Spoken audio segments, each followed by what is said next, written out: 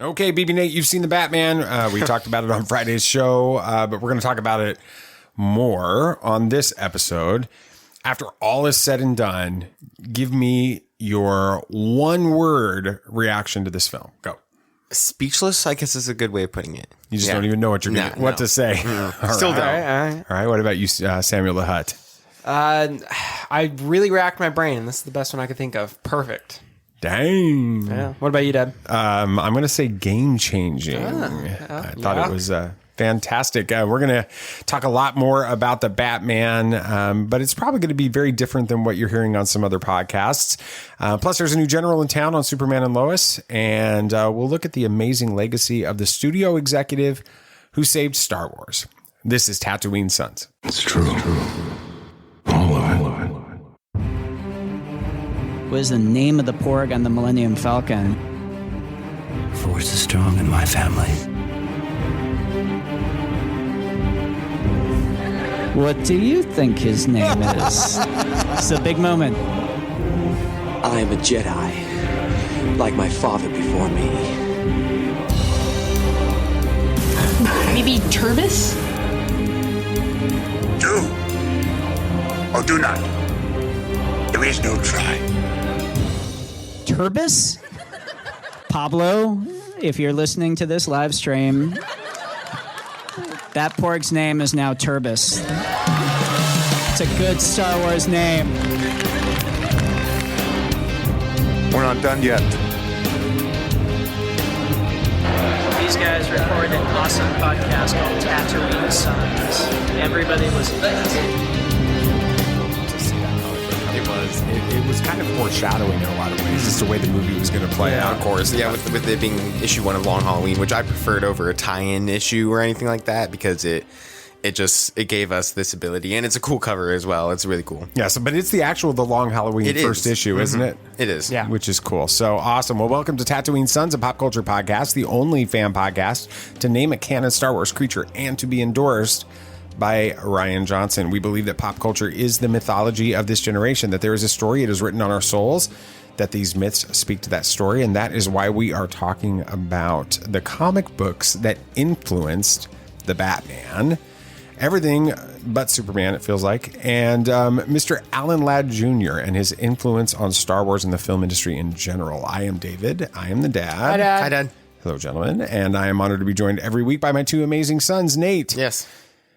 Explain how we're going to talk about the Batman. Yeah, this time. there was a lot of comic books that influenced the Batman, and we're going to be talking about a few, not all of them, because we would be here for hours if we talked about all of them. All right. What about you, Sam? Well, I mean, you kind of gave it away, but we're going to be talking about someone who's largely responsible for Star Wars even happening in the first place, and it's not George Lucas. Yeah, it's kind of sad to hear of his passing last week. So definitely worth having a conversation about him. And I'm going to be talking a little bit about this hour-long episode of Superman and Lois, where we got about 5 minutes of Superman and a whole lot of other drama. Now you know how it feels. It does. But in the end, I really kind of walked away from this episode wanting to know more about Mitch Anderson. So we're going to talk a little bit about that. But before we do that, I want to thank you for listening to the show. Thank you so much for being a part of our Tatooine Sons family. If you are a returning listener, if you're one of those people that comes to every episode every Tuesday, every episode every Friday, thank you so much for doing that. If you're a casual listener where you kind of pop in and out, we appreciate you joining us too. We'd love for you to engage even more, and make sure you subscribe or follow on the podcast app that you're listening to so that you don't miss an episode. And if it's your first time here, welcome to Tatooine Sons. Welcome. We're excited to have you on here. Hope that you're here because you like positive, family-friendly nerd culture, because that's pretty much all we're going to do. That sums it up. With it. We're going to be doing that. I want to thank you, our sponsor. We have a new sponsor this week, the Heroes Journal. We're going to talk a lot about them over the next several weeks. And I'm really, really excited about that. But before, we spend too much time just kind of talking about what we're going to talk about, let's talk about what we're talking about. Yeah, there you go. Congratulations. I got it right. You're like on a streak. You are. And the Batman is finally out, and there were a ton of Easter eggs that made me almost jump out of my seat. So let's talk about a few of them. Have you ever danced with the devil in the pale moonlight?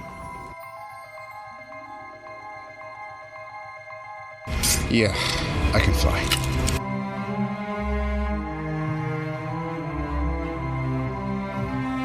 I'm here to fight for truth and justice in the American way. The people in this room, which one is A, wearing a spangly outfit, and B, not of use? There's only one God, man. And I'm pretty sure he doesn't dress like that. Batman has no limits.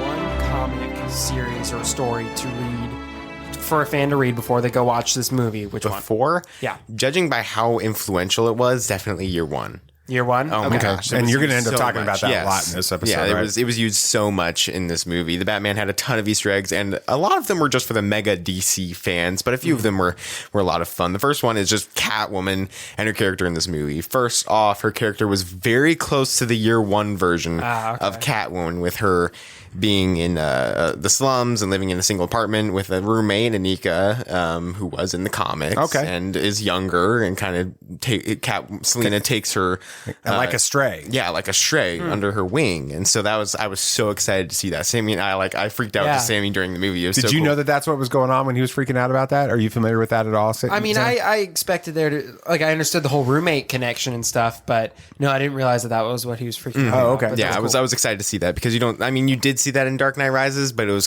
it just felt off. It was different. It wasn't a protection in the kind animated of thing. version. Yeah, okay.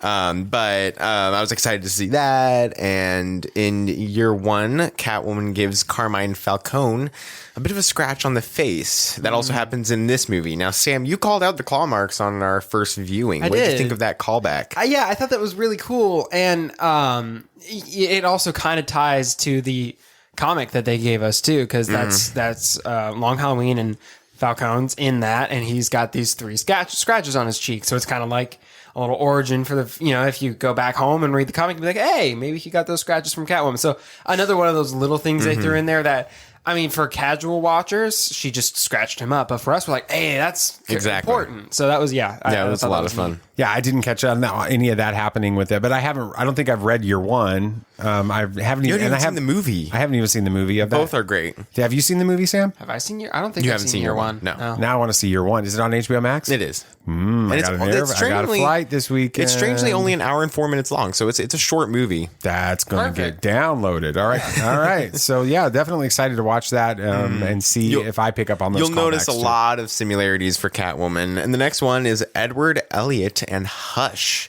Edward Elliot is actually the great grandfather to Thomas Elliot, aka Hush. We even see a nod to Hush himself with some big white letters splattered over Thomas Wayne's face saying the word Hush.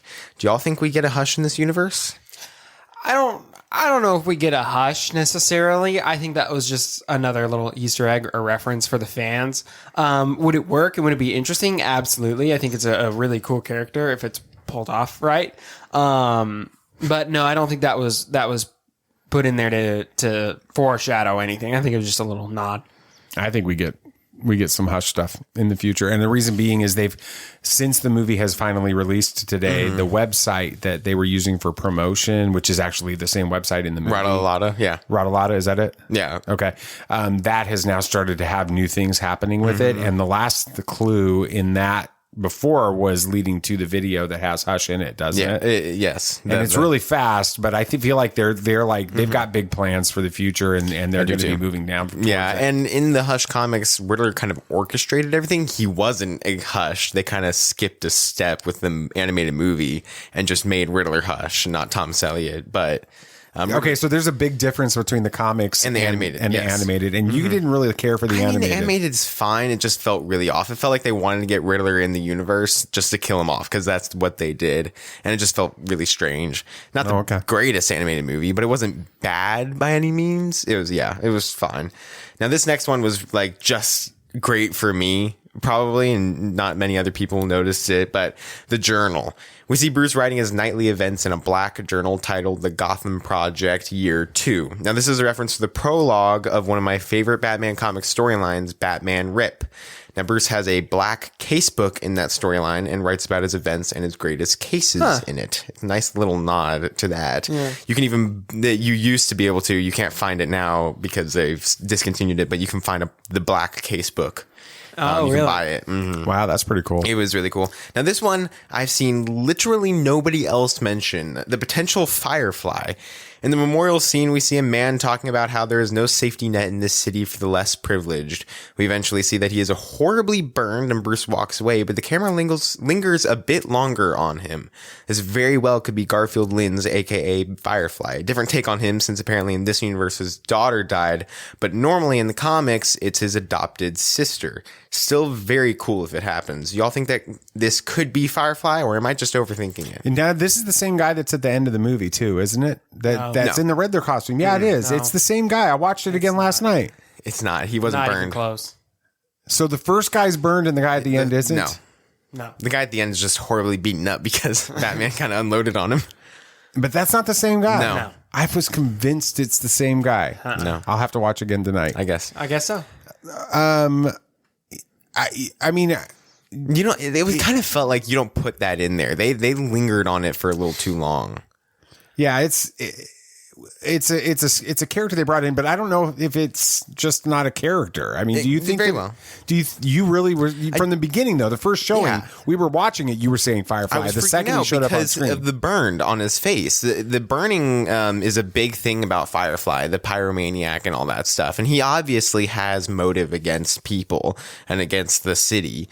And you don't. So how does the character play out further in the comic books? Who is Firefly and kind of how does he continue? He just is an absolute pyromaniac. He just burns everything, and he can be a captivating villain because he really does. He does at some points target the rich, which would play into what Riddler did in this movie. They could play on to more of that, but normally he's just a side villain, so they couldn't make him a main villain. They are for Batgirl, which works, but I'm not sure what they would do with him in this universe. I mean, it'd be cool. I would love for you to have uncovered that Easter egg when nobody else has, because it really was. I mean, if you're listening to this show right now, I was sitting right next to BB Nate on the very first showing of this film. And as soon as this character, this individual that he's talking about pops up on screen, he immediately identified him as Firefly. Yeah. There was no hesitation in him.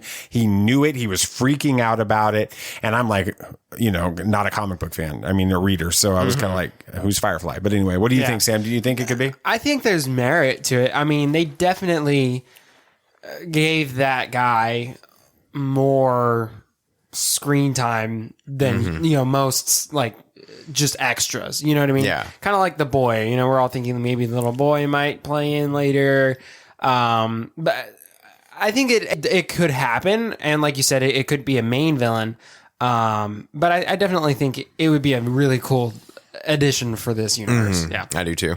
Now this next one, is that Venom? No, not the Marvel character. The drug that gives Bane his strength. Venom. Do y'all think that what Bruce injected himself with is venom or just a strange green liquid like adrenaline? Why you point at me first? I thought you wanted me to talk. I'm like, I'm still trying to figure out what the question is. Sorry. I think they could probably spin it either way that they want it to. I would really like for it to be Venom because that's a really cool idea. And it plays very well into how it was in the comics. Right. Yeah. So. You talked about that on Friday's episode, but I think it'd be cool. I think Bane is a very cool character if he's played right. I'm not saying the Dark Knight Rises one wasn't good. It was just very different than anything we'd gotten before. So maybe something closer to what we've come to expect from Bane. I'm not saying maybe the big hulking guy. But I think that would be really cool. And like you said, he's actually apparently a very, very intelligent villain, which would fit well into this universe as well. So I hope it's Venom, and that's how they bring it in. The Bane in The Dark Knight Rises was not as popular. No, because he didn't have venom at all. I mean, the mask was just morphine to hide the pain, and he was just really strong. That's all it was. Yeah, I didn't like that Venom. That Bane. It wasn't great. Either. No, I remember the movie itself is really good, but Bane just fell flat. I remember reading the comics. And Bane, Batman Nightfall, that kind of stuff. And Bane was terrifying. He was. And so I was disappointed in the Bane in The Dark Knight Rises. I was confused by the Bane in The Dark Knight Rises because of it not having Venom. So if they want to bring Bane into this, I think it's a risk because that puts a lot of pressure on getting it right this time because it was already an unpopular. Well, also they didn't get Riddler right the last time. Oh, I agree. They did fine just now. I agree. But the fact that he injects himself, I don't think that it doesn't seem to fit the rest of the story for that to have been Venom. The rest of the movie doesn't seem to have him using anything like that. They needed to. Yeah, it just does. But you know what I mean? Using adrenaline either. So yeah, it just see him using anything. Okay, maybe it is. I don't know. We'll see. It's very weird how they just brought in a weird green liquid. In the Batman universe, it makes more sense for it to be Venom. Yes. Is that what you're saying? Mm-hmm. Okay. It does. Right. Now that y'all have seen the movie a second time, has y'all's ratings changed or stayed the same? Oh, well, I bumped mine up from the 9.9 to the 10. It is just a fantastic movie. Everything you could want in it. It portrays the character well. It has an amazing story. The acting's great. I mean, there's literally not a complaint I can think of. Even, I know some people complain about the length. I personally like long movies. Same. I mean, then again, Lord of the Rings is one of my favorite movies of all time. But it doesn't drag. It moves from start to finish. It doesn't feel like 3 hours. I think it's just a fantastic movie. Dad? I said it when we were walking out the theater last night. The movie makes a lot more sense and is a lot more compelling when you stay awake during the Riddler interrogation Oh my scene. gosh, that Riddler interrogation scene. And I didn't even realize I had dozed off. And it was just because literally I'd been up since 2:00 in the morning. Yeah. And so I was super exhausted the first time we watched it. But it slows down. And I think that's probably one of the complaints that you're going to hear about this movie is it is 3 hours and most of it is just intensity after intensity after intensity after intensity. And then it happened with me the first night and it happened with Mom a little bit last night. You get to that moment where they finally capture Riddler and things have started to sort of, he's not chasing Oswald Cobblepot. He's not battling, all of these guys in the iceberg. It's like lounge. You're exhausted at that point. It's like he has. It's sort of like your adrenaline goes down at that point. And so I think that's one of the things that could create challenges for people watching this movie. But having said that, it's an important and it's a critical scene. And watching it last night, I was just like, this guy is creepy and weird. And it made the movie so much better knowing what was happening in that scene. So I was at a 9 already. I'll go ahead and I'll bump it up to a 9.5. Okay. At this point. 95. Because a 9.5, just because I want to leave room for future movies with Matt Reeves and the Batman because I do think that we're getting more. Wise. I mean, he's already talking like it's a certainty. So I think that there's like the deal's already done. Yeah. They're just waiting to announce it. Maybe basically. I mean, they practically did with the new cipher that they released today. It's Riddler basically saying the game's not over. This is only the beginning. So the cipher on the website with the Rada-Alada. Rada-Alada size. Wow. I got to find the whole quote. Somebody cracked the cipher, but yeah, it's basically just saying this is the beginning. What about you? I mean, you were already at a 10. I was already at 10, so you can't go any higher. But I don't want to try to get higher on your ratings. I just want to get, having viewed it a second time from you as like the Batman super fan in here.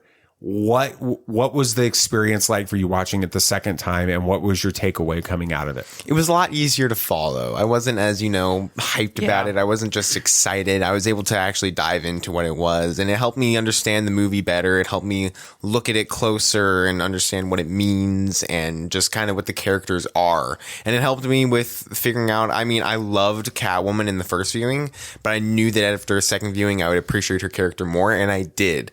I really did appreciate her character more. So I loved what we got, and it was just easier to comprehend and follow is really what it was. Yeah. So that's cool. Yeah. So it looks like I have the dad moment. Yeah, this week. you asked for the dad moment this week. So yeah. I have no idea what he's getting ready to say here. I am your father. Okay, so last night after Mom saw The Batman, she said that she can't recommend this movie to anyone because of the content in it. It was really dark and had a fair amount of language, which all of that is very true. It's something that should be considered, but in two ways. One, is it appropriate? And two, does it hinder the movie or in some ways even help it? Let's answer the first question first. Is it appropriate? In this version, it's, in my opinion, necessary. Let me explain by answering the second question. Does it hinder the movie or help it? If it wasn't for the darkness and realism, the message of this movie wouldn't be as strong as it is. The real world is full of darkness, and you might be thinking that stuff shouldn't be in a comic book movie, but I disagree. At least in this case. The Batman needed to feel real. It needed to remind us of the dark we do live in, the dark we see pop up on our phones every day. It needed to show that What'd you get, Twitter? No, I started getting push notifications from a weird Samsung app that I never downloaded for news, but it keeps sending like political news and I can't figure out how to stop it. But it needed to show that there is hope as well. Batman eventually finds out that hope is what cuts through the dark, not vengeance. What makes Batman so important and so popular in this world is because he can be any one of us. One person standing up against the dark and using hope for those who have none. Batman has always been a symbol for the people. So while, yes, this movie was dark and not family friendly, neither is the world we live in, but we can see how Batman gives hope and ourselves strive to do that a little more every day for those who have none and be our own heroes. That was good, BB. Right. I'm going to go ahead and get some. I got eyelash in my eye here. Oh, is that what it is? Yeah. Real quick, so I'm going to let you go ahead and finish out the segment. All right. I can't believe I finally got to see the Batman, and it was so much better than I could have imagined. And the callbacks to classic comics were fantastic as well. It was good, BB Nate. All right. Let's see if I can get myself put back together here as we'll get ready to go into some bad news and some of that garbage that's out there online. Oh, my gosh. It seems another Star Wars production is being canceled. Again? It's all but been confirmed that we know who is playing the live action Ezra Bridger because I've read it on Twitter now. Oh, so and Mark Hamill appeared in a children's hospital, but it wasn't really Mark Hamill, but Mark Hamill got all the publicity from it, but that's okay. What? Yeah, we'll explain it next on Bad News. This is not going to go the way you think. All right, well, we started a new partnership over here at Tatooine Sons. We kind of talked about it at the opening of the show. It's with this amazing company that has developed a really powerful tool that we're just beginning to use. We haven't really jumped in very much about it yet, but it's called the Hero's Journal. So this journal actually combines the concepts around story theory and productivity science with these epic themes that we love, like adventures and magic and all those kinds of things, to help heroes using their journal take control of their own personal story. Now, I mentioned it earlier that we're just now getting started with our journals. In fact, we barely even had a chance to check them out. Yeah, I mean, I've looked at it a little bit. But I haven't really looked at it much, but yeah. Did you get a chance to watch any of the videos or anything on that? Yeah. I watched the intro videos they have on their website that the book links to, and I read through the first few pages as well. It's really, really fascinating. What's so fascinating about it to you guys? Well, it's, I'll be honest. At first, I thought it was geared more towards younger audiences, but the more I looked at it and the more I learned about it, the more I'm like, wow, this is just. It's a tool, like you said, and it's actually just really, really fascinating. Just the idea that they're using real science to the real science is behind this whole thing, and the fact that they are so confident in their product too. They're like, it's 90 days, or is the journals for 90 days, and you are to create a habit, and it's just such a. It could be a very powerful tool, but they don't treat it like it's his life or death thing. Like I was watching the videos and they were like, the pages aren't dated. So quests sometimes get delays or sidetracked or whatever. It's like, it's fine. If you miss a day, you just pick right back up where you left off. Yeah. The important thing is that you start again, and they're like your quest or whatever, your goal by the end of the 90 days, do they have you write it every day? Because it might change a little bit over the 90 days. You might refine it or broaden it or change it outright. It's not as like set in stone, hardcore. Whenever you think about trying to change a habit or start a new habit or anything, you think, all right, I got to stop immediately. And if I screw up, everything's over from this point. But they don't treat it like that. It's a really, really cool concept. Kind of when you first looked at your journal, BB Nate, what were some of your initial thoughts with the journal, and when we sat down and looked at it together and talked about it, and any videos you watched? It was just the thing that stood out to me was how high quality it was. It was very well put together. Everything is high quality. The art that they do have in it already is very impressive. The storytelling, I guess, interesting. The ways that they're trying to make this a helpful tool is very interesting to see, because you don't see this used a lot. So it's a very cool way to do it. And one other thing I liked is that not only is it you're going through your story, but there's even like a little mini story within the book as well, just through the illustrations and stuff. And as you go through each day, the story progresses just a little bit more and a little bit more and a little bit more. Just like a real story, it even has 3 acts and everything. So yeah, it's awesome. And we're going to be jumping into the first act of our quests in the next few weeks, but we wanted to, give it a little time, give a few episodes for you guys to learn a little bit more about this. We want to ask you to actually join us on our adventures. So if you go to the link that we're going to put into the show notes here, then you can actually download a PDF version of the first act for yourself. It's absolutely free. You don't have to do anything but just give them your email address, and then they will send you that first act in PDF and give you some suggestions and tips going forward with it. And that way you can get that downloaded and you can join us as we begin our quest and go through this process with us. And we're going to talk a lot more about that over the next few episodes and how that's going to work. But please understand, yes, this is a partnership that we're doing with the Heroes Journal, but I really think that this is something that you guys as listeners could really come together with us on, and we can actually see ourselves create our own little company or our own little fellowship going forward, where we're working with each other over the next 90 days to help kind of change our own stories and accomplish some things in our lives that we want to accomplish as we slay some dragons, or we go and we blow up a Death Star or whatever we have to do with it. So we are really excited about this. Please check out the link in the show notes. We can't wait to have you join our little fellowship. Well, you want the bad news or the really bad news? Okay, headline 1. Disney removes another Star Wars show from its release schedule. So while this headline from InsideTheMagic.com sounds like another devastating blow to a future Star Wars film, akin to the scrapping of the original Boba Fett film or that 1-year delay of Rogue Squadron, this isn't nearly as concerning as the headline would suggest. This is in regards to The Bad Batch Season 2, which was believed to be releasing sometime in spring 2022. That was because of a release schedule posted in Star Wars Insider magazine. But the latest issue of that magazine has actually changed the release schedule. It doesn't say it the same way. It used to say spring 2022, and now it says coming soon. Oh, okay. So I'm not sure if that means anything. But anyway, this was buried down about 1,000 words below in an article that talks about everything in Star Wars except The Bad Batch. It was classic clickbait, so I'm going to go ahead and give this a clickbait level 9. Jeez. Yeah. Yeah, well, Mina Massoud fuels Ezra Bridger's speculation anew in this latest post. Nice. For a couple of years now, Mina Massoud has stated on record that he would love to play a live-action version of Ezra Bridger, the protagonist of the animated series Star Wars Rebels. BB Nate, would you be cool with that? Yeah. Yeah. I prefer Taylor Gray, honestly, but that's just because the voice. I get it. Yeah. But he was Aladdin, and it felt very similar in those episodes. So yeah.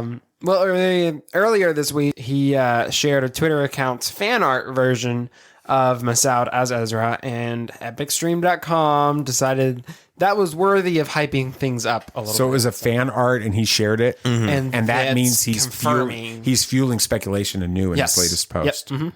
Wow. Yeah, I don't think that's it. So what did you give it clickbait level? Oh, this was getting a clickbait level 8. 8? For sure. Okay. Yeah. All right. BB Nate.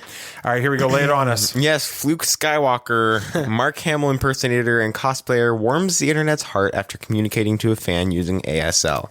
While we love to poke fun at these clickbait websites during our bad news segment because, well, they deserve it. When one of them posts something worthy of reading, we want to highlight that as well. We got this covered as one of the worst of these websites, but earlier this week, they shared a story about our friend, Fluke Skywalker, and a moment when he was visiting a children's hospital in his full Luke Skywalker cosplay. He encounters a young boy with hearing loss and uses ASL to communicate with him. It's a very touching moment. Originally, the Twitterverse was buzzing, believing that it was actually Mark Hamill dressed as Luke Skywalker, but it was actually Fluke. Now, hold on, pause before you continue, because have you guys remember seeing him in Chicago? I think so. Yeah, Yeah. his Last Jedi garb. Yeah. And he looks just like He does. this. So I mean, it's understandable that somebody might have seen the video and be like, "Oh my gosh, Mark Hamill is doing this." That's exactly what happened. So. Yeah, but when we saw that we got this covered, posted a good article about it, we thought we should celebrate that along with Fluke. Great job, Fluke. This gets a clickbait level of 1. Give it a 1. It's the lowest we've ever had. There's nothing. What is happening? But I mean, it's a worthy to click on article, but it really isn't a clickbait article, a headline. Yeah, but it came from We Got This Covered, so it fits in the segment. Exactly. So here's the thing. I'm really excited because we're going to get Fluke on the show here for the interview series sometime in the next few weeks. We're going to have him on, so I'm excited about that. All right. There's a new general in town on Superman and Lois. Anyone who watches any of the Arrowverse shows knows that the creators kind of play fast and loose with the characters that they bring in, but that doesn't mean that they don't create interesting tie-ins to their comic book counterparts. That was a hard sentence to... Comic book You can write this stuff, but you can't read it. All right. Could we be seeing any of these tie-ins with General Mitch Anderson? We'll talk about that next. Hokey religions and ancient weapons are no match for a good blaster at your side, kid.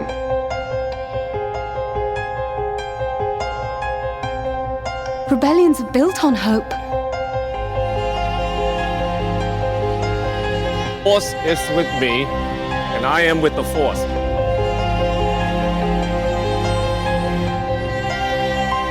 If you live long enough, you see the same eyes in different people. Saying that he doesn't really want to bring in this Superman or anything like that into this Batverse. I'm happy with that. I know that Metropolis and LexCorp are a thing in this, but I'm happy that he wouldn't be bringing in any of the other Justice League members. Keep this a Batverse. Yeah, I agree. The Batman's got a rich enough universe as it is. We don't need that. We don't need that. No, we don't need any of the super peoples in this. All right. Well, let's talk a little Superman. So he'll never, this version of Superman, as much as I enjoy Superman and Lois, I don't want this version to cross over into the Batverse. No, it doesn't work with Pattinson. Right? Robert Pattinson. Is that Pattinson? Okay.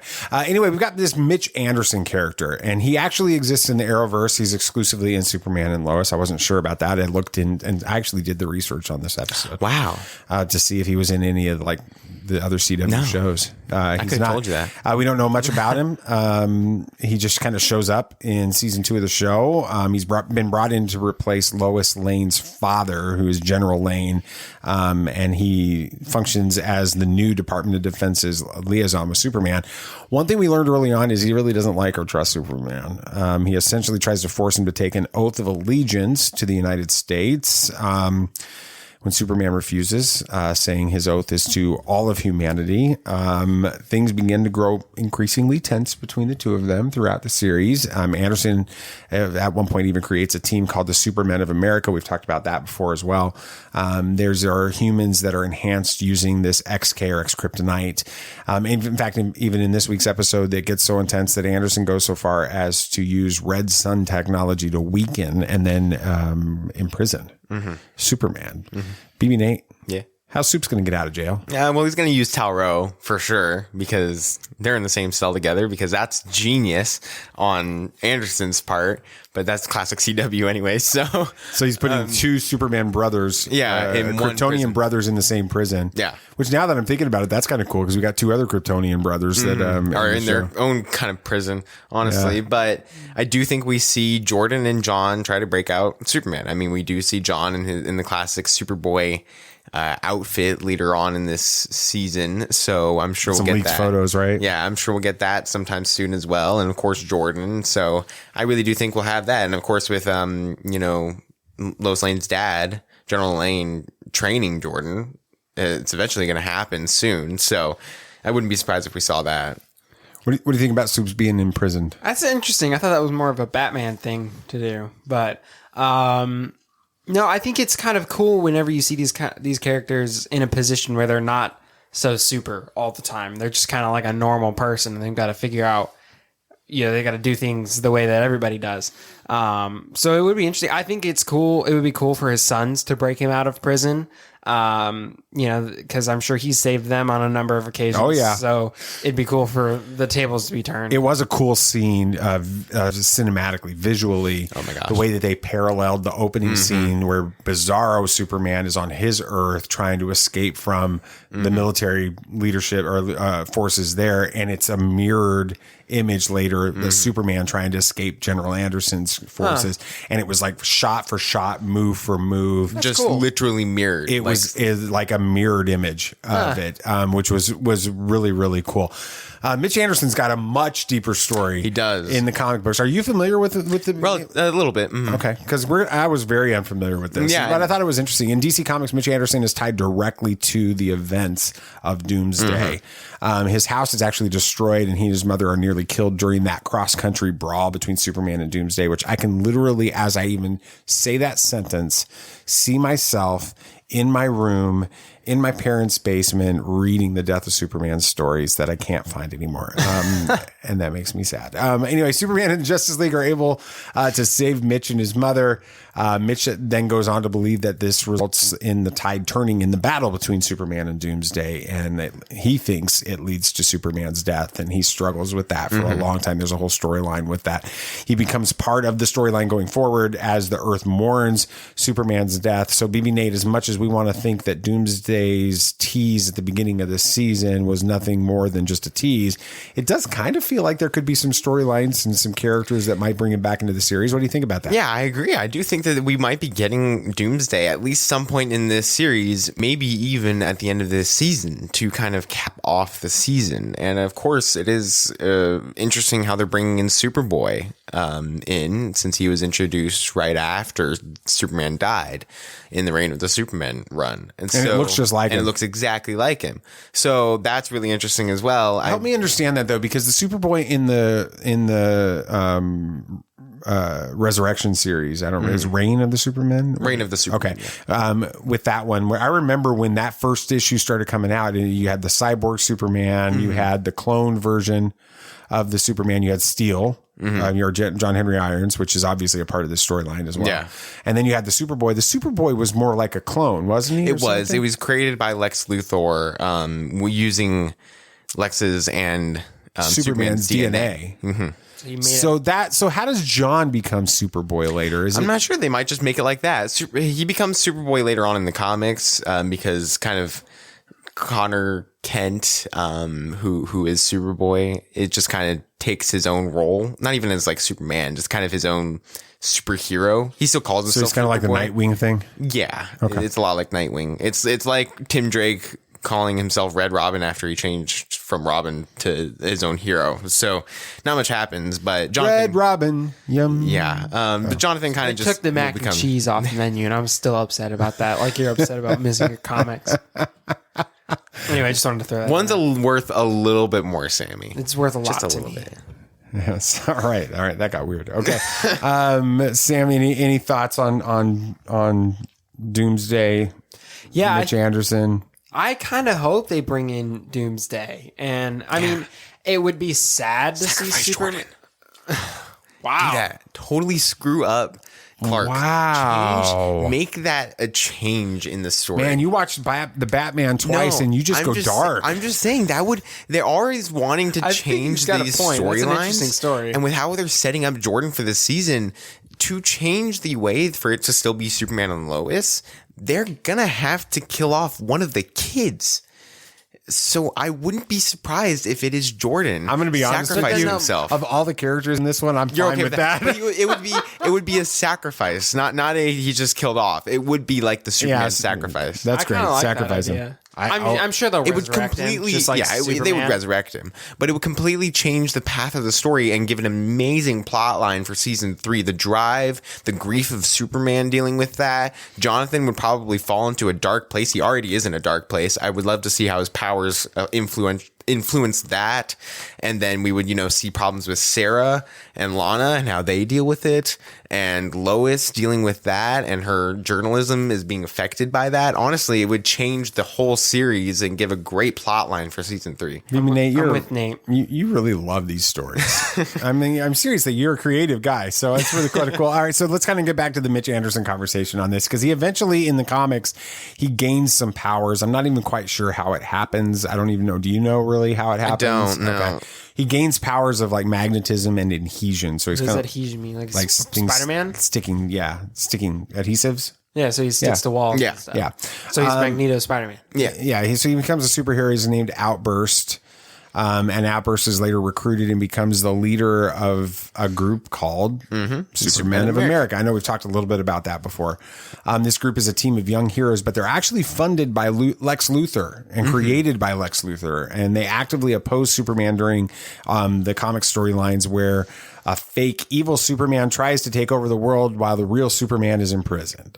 All right. So now while the storylines are definitely different here, what we do have in Superman and Lois right now, BB-Nate, is a General Mitch Anderson leading a team called the Supermen of America while the real Superman is imprisoned. And there's another Superman, Bizarro, who could potentially escape and wreak some havoc. Is Outburst coming to this show? Is Mitch Anderson going to become Outburst in this show? And if so, how? I think that it's a very strong possibility. You don't really bring in this character named Mitch Anderson if you're not going to bring in Outburst and have all these storylines setting up. It just wouldn't really make sense. I do think we see XK being used as a way to become Outburst, since they're kind of showing that it gives everybody else these different abilities. Some people get the ice breath, some people get the laser eyes. John gets the strength and the supervision. So it really could give him a separate powers, judging by something. I don't know. We might take a different type of XK mixed with green kryptonite and somehow. I'm not sure what we'll see. I'm not sure how it'll happen, but I do think that it's a good chance that it will happen. That'd be kind of cool. Yeah, I think Nate makes a good point. Why bring in a character named Mitch Anderson? You could make him the leader of the Supermen of America. You could bring in any person, call him whatever you want. This is an intentional choice. I think you're right. I think the XK thing is a very good possibility. Maybe it's like a bad strain or something, so it gives him different powers. But I think you're right, Nate. I think that's what's going on here. Lex Luthor's all over that story.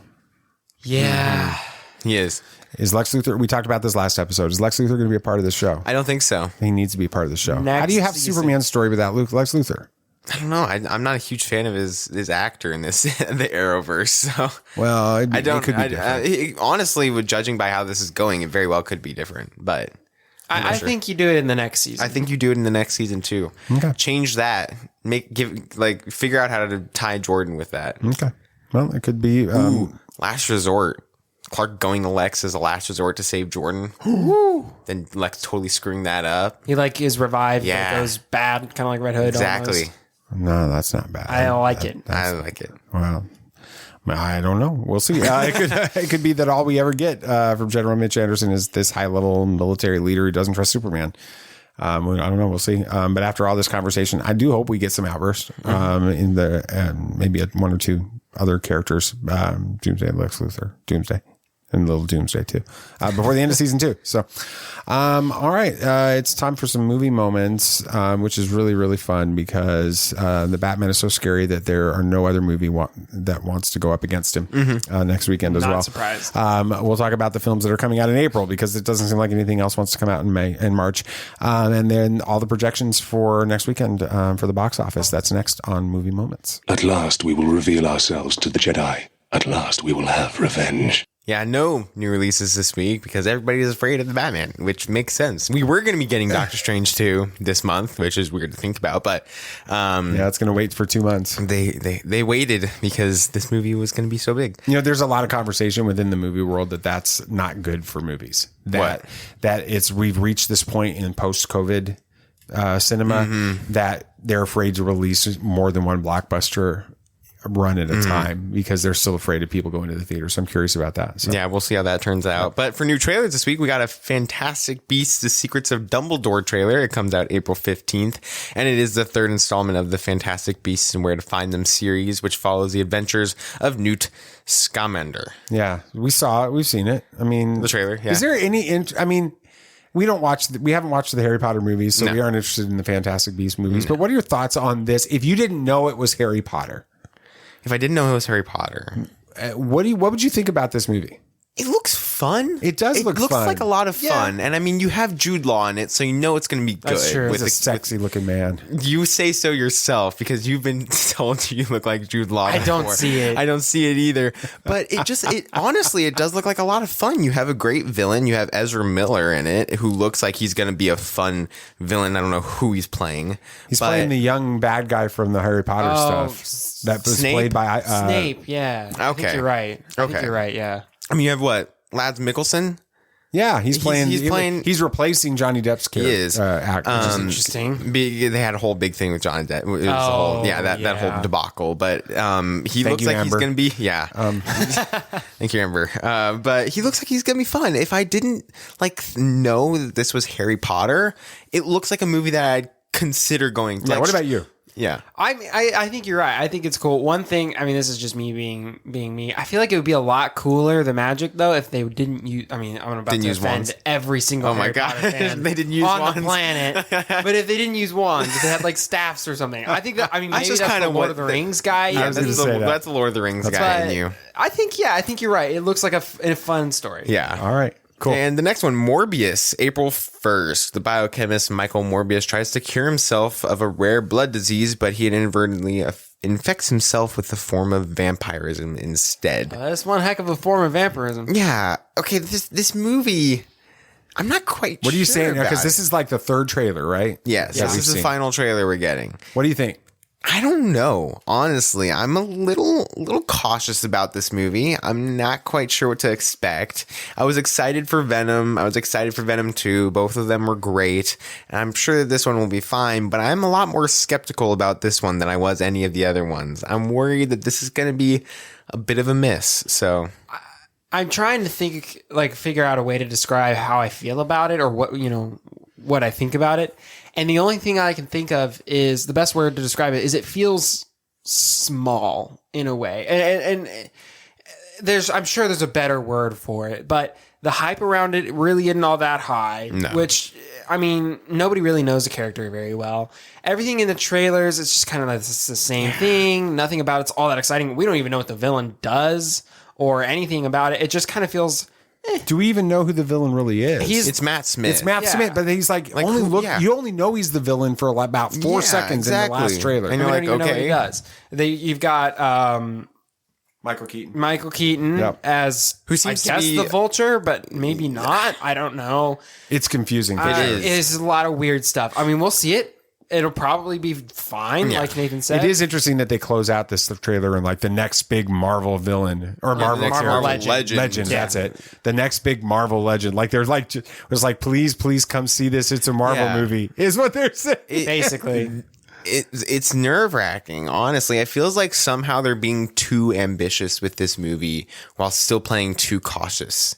I don't know how they're doing it, but they're achieving that. They could have brought this character in with someone like in another movie. Exactly. Bring it in with Venom 2. Pad out the runtime with 30 more minutes, and like at the end, just have a few teases with Michael Morbius so that we understand who he is. Or do like what happened with Civil War. I mean, that introduced two characters, Black Panther and Spider-Man, right? And then they both went on to get their own movie. Exactly. You should. We're already like talking like this movie's not. We're armchair quarterbacking this, right? And it hasn't even come out yet. But if this movie, I think that would have been a more successful route. We'll see. All right, so now we're recording on Friday. We are. So we do not know what the box office will be this weekend. No, we do not. But we've got projections from Box Office Pro, which is a great company. They got some great stuff out there. Here's what their projections are officially that they released on their website today. The Batman with 150 million domestic, which I think is a little low for what it's going to be, but that's just me. I just have high hopes. Uncharted with a strong 10 million domestic, especially on a weekend with the Batman. Yeah. And Dog with another strong 7.5 million domestic, especially for a movie that small. I mean, it made up its whole budget within the first weekend, and it only made awesome. 19 million domestic. So, yeah, I mean, it was a super small movie, but that's great. I'm happy to see that Dog is doing well. I mean, those kind of movies need to be made more. I still haven't seen it. Probably not the best time. Probably not, since we just lost Buster about 2 weeks ago. Probably not the best idea. Probably not the right time to go see that. So. Yeah, we got a package in the mail today. So if you saw Dad's face, or go check out our Twitter and Facebook about it. We got a creepy package in the mail of like newspaper clippings. It's great. But we saw that there was a random package coming in today. And if it's you listening right now, explain it to us so we can at least enjoy what you're trying to tell us. We saw that there was a random package coming in today. We're like, what could this be? We're all kind of secretly hoping, I hope it's another weird package, like with more newspaper clippings. Turns out it was an order for some Buster's medicine that we forgot to cancel. So yeah, that sucks. That did sting a little bit, but yeah, it did. Yeah. All right. Sam, you're up. I'm up, yeah. Well, recently a Star Wars legend passed away. He is largely responsible for Star Wars even existing at all, though you may have never heard of him. Up next, we'll talk about Alan Ladd Jr. and his impact on Star Wars and just a lot of movies in general. Be on your guard. There are older and fouler things than orcs in the deep places of the world. All right, then, keep your secrets. You're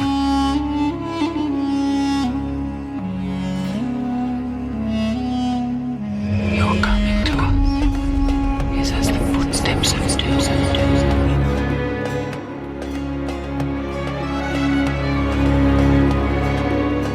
There are many magic rings in this world, Bilbo Baggins, and none of them should be used lightly.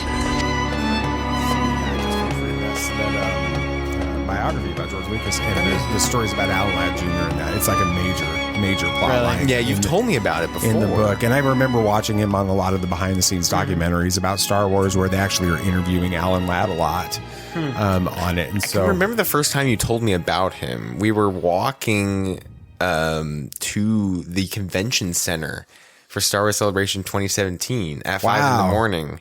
We went the long way because your maps took you the wrong way. Thank you, Apple. Thank you, Apple. I remember this. But you were talking about it, and I never knew it. And we were walking, and we passed the Dunkin' Donuts that was opening literally right as we passed. And I was just fascinated by how George Lucas wasn't the mastermind behind everything. Well, he was the mastermind, but there was a lot of other people that were super, super important to making Star Wars happen. I didn't know that, and so I just remember that. Yeah, it's a really fascinating story. Yeah, well, I'm going to briefly recount for those of you who aren't familiar with Alan Ladd Jr.'s influence in Star Wars. Sadly, he just recently passed away at the age of 84, which is why this is all kind of coming back to the surface again. But he's had a profound impact on not only Star Wars, though, but even just existing and he's had a profound impact on Star Wars even existing in the first place, but also many classic movies in general. The films that he's produced and helped work on have amassed 150 Academy Award nominations. Amazing. Along with 50 Academy Award wins. Yeah. He himself hasn't gotten those wins. The movies that he's worked on. But still, yeah. So that is amazing. He, as a studio executive and as a producer, that is insane. He's responsible for 50 Academy Award wins. That's amazing. That's crazy. He's hugely influential. But, I mean, apparently you had told us about him, but I didn't really remember much about this until I had started reading it again. But back in 1973, Ladd had recently heard about this new film called American Graffiti by this up-and-coming filmmaker by the name of George Lucas. I've heard of that guy. You might have heard of him. I think he has a future in the film business. Probably. Maybe. I got a good feeling about the guy. Ladd loved the movie, what he had heard and seen of it, and decided to take a risk and give George $20,000 to write his next screenplay, at which point George pitched the idea of Star Wars, and Ladd loved the idea. He said that he didn't really understand the technology part of it because a lot of that movie was technologically advanced filmmaking. They had to create the technology to make the movie. But he said that went over his head, but the part of it, he said he believed in George and his genius. He trusted George. Right. Glad he did. George and many others have said that Ladd didn't bank on the movies themselves. Rather, he invested in the creators behind them. he believed in Lucas, and that was all that was needed for Alan. Wow, that's cool. And then Alan Ladd would later go on to be behind some of the most successful movies of all time, including, but definitely not limited to, Braveheart. Wow. Alien, Willow, Chariots of Fire, which won Best Picture, Rocky Horror Picture Show, and Thelma and Louise. So he has been hugely. Now, you guys have not seen very many of those at all. I've only seen Chariots of Fire. Yeah, I've only seen Chariots. And you of guys Fire. were little. Oh yeah. I just remember it being boring when I watched it. It's a really. I think I'll you would probably like it a lot appreciate better now. Absolutely. Yeah, I was like, young and had an attention span of a I think it came goldfish. out in like 1981, 1982. So I was like 6 or 7 years old when it came out. But I saw it in theaters like twice. Oh, okay. Really? Wow. I loved it. And it's an amazing story about it basically focuses on two British Olympian runners, Eric Liddell and Ben Abram. And one is devout Christian. His family are missionaries to China, and he comes back from China to help to run in the Olympics. And then the other is a Jewish man named Ben Abrams, and he has a completely different mindset about faith and life and all this. They're very different characters with it, and it's a true story. To see how they were rivals with each other, and they never got to actually race against each other because of some things that happened at the Olympics, and they ended up racing in different races, different events because of those things. Both won the gold medals, but it's a fascinating movie. All I remember is the theme. That's one of the most, and it's one of the most famous film themes of all time. With it, and you guys haven't seen Braveheart yet? Not yet. No, I know we do want to, but it's just we've never. We need to take some time to do that. Oh, of course, because it's a great. It's like what, 3 hours long? Yeah, and I'm surprised we haven't watched Willow yet.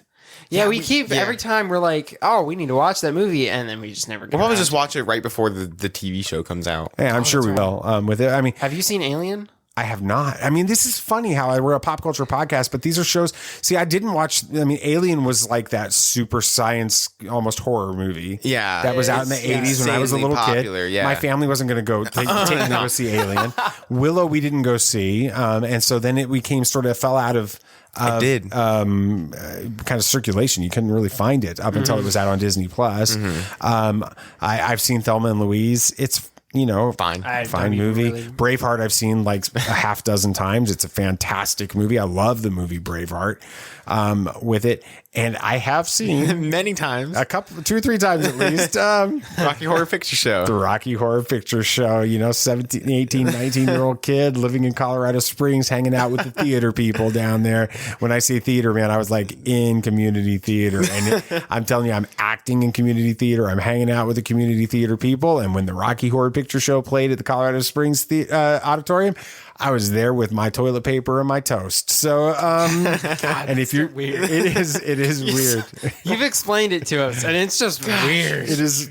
The first time I heard of the Rocky Horror Picture Show, we were going to see Edge of Tomorrow, and I saw a poster. I'm like, is that like a remake of Rocky? That's what I thought. It is weird. Yeah. Doesn't it have House in it? Hugh Laurie? I don't think Hugh Laurie is in it. No, but it's got Susan Sarandon. No, I'm thinking of shoot. I can't. What's his name? Tim Curry. Got Tim Curry. Yeah, he's the main guy. The main dude.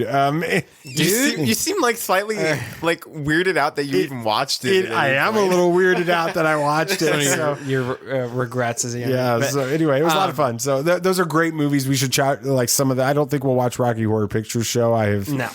Yeah, we won't. I don't think I could watch that with my kids. I'm just going to tell you that right now. I don't think I have any desire to. Anyway. Wow. But I would watch Braveheart with you guys. Alien, I would watch. Yeah. Willow, I would watch. Thelma and Louise, I wouldn't. But Chariots of Fire too. Chariots of Fire, I'd watch it again with you guys. We got to have an Alan Ladd Jr. marathon. Sammy and I will watch something this weekend probably. Yeah. But Nate. Yes. The current climate of Hollywood seems to be largely, and this isn't necessarily a bad thing, but largely a reliance on reboots, remakes, and sequels. Now, do you think we'll see someone take a risk like Alan Ladd did with George Lucas and his idea anytime soon? I don't know. I mean, while there is a lot of remakes and reboots and sequels, those remakes and reboots and sequels can be really influential on cinema. I mean, take a look at the Batman. It's done something brand new with cinema. But you also have to take into account there are a lot of directors that are constantly making original ideas. I mean, Christopher Nolan is an amazing example of that. That's a good point. Every single movie he's done for his whole career has been different from each other. And they've all changed something with cinema, changed how people look at some stuff. It's always been amazing. But then, I mean, with his next movie coming out, a classic change on cinema. This is going to be the first movie in a long time that's going to be filmed in IMAX black and white. And it's a biopic of Oppenheimer. Going to be kind of speaking on that situation, and that's going to be changing a lot with how we go. So there are people still taking risks, and I mean, you have Rian Johnson, who decided to try to make a whole new franchise out of Knives Out, and it worked, and he's going to be doing great. And that was a risk because Knives Out could not work in the climate that we have today. A dark comedy murder mystery doesn't seem like something that would appeal to a lot of people nowadays. That would appeal to the crowd of Clue back in the 90s and 80s, but not now, really. Mm-hmm. And it took off. People really loved it. Yeah. So there are still people taking risks. Yeah. Dad, Alan Ladd took a risk on George. Mm-hmm. On George, though, but not Star Wars. Why do you feel it's more important to focus on the person rather than what they may be doing? Wow, this is like a really deep conversation that we don't have time to get into as much as I would probably like to. But you know, it's interesting. I'm a big fan of the business thought leader named Simon Sinek, who did the TED Talk on the Golden Circle. And if you've not checked that out, you need to check it out. But anyway, the idea of, he's spent the last 15, 20 years really kind of speaking into this. And it's one interesting thing that he says is, you know, it doesn't matter what business you're in, what product you sell or create. Is it a podcast? Is it movies? Is it, you know, a lawnmower or, you know, bake cookies? All of those things should be secondary to the reality of everything that makes your business work is people. You know, it's the employees that work with you. It's the people first mindset. It's the customers that come in, people first mindset. Everything has to do with the people. And when you get your eyes off of the people and you focus on the product or on the bottom line, then you make a ton of mistakes, and you start making bad decisions. And so, you know, I think that one of the reasons that Alan Ladd is responsible for some of these amazing stories and these amazing films, and I'm sure the influence that Alan Ladd, the fingers of that, you know, we're going to spread for generations when it comes to the film business. And all of that has to do with because he took an interest in people versus the profits at the movie studio. And he was willing to invest and fight, you know, the story of the way he fought for Star Wars, and fought for George Lucas because he believed in it, even though he kept saying, if you read, you know, see the interviews with him and you read interviews about, or articles about it, he never really got it until he saw it in the theater. He never really made sense what he was doing, but he's like, there's something to it. And I believe in George, and we're going to finish this movie. And so we need more of those types of people in business. We need more of those types of people in our own personal lives. We need more of those types of people in our churches that are focused on the people and not how many butts are in the pews and how much money was in the offering plate. And I'm going to start preaching here, so I'm going to stop all of that. It's about the people. And if we keep people first in the focuses that we do, it's going to make a big interest. So I guess I got my own dad moment in this. All right, there we go. Yeah. So.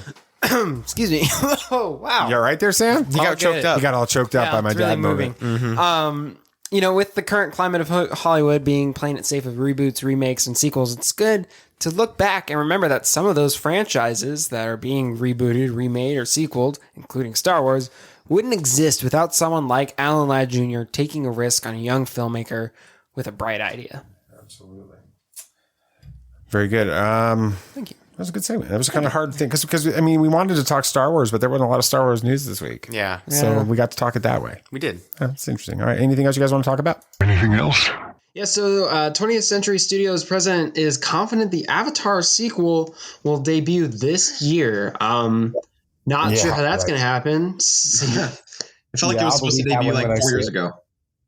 Yeah, it's like at this point, does anybody even really care? Anyway, no. Invincible showrunner Simon Rachopa, I don't know, reveals why season 2 is taking so long. It's just been working on other shows and just production delays. I mean, even Robert Kirkman himself said that they haven't started working on it quite yet, and so it sucks because I'm waiting for a trailer at least or something because the season's going to be so good because the first one was. Yeah, the first one was good.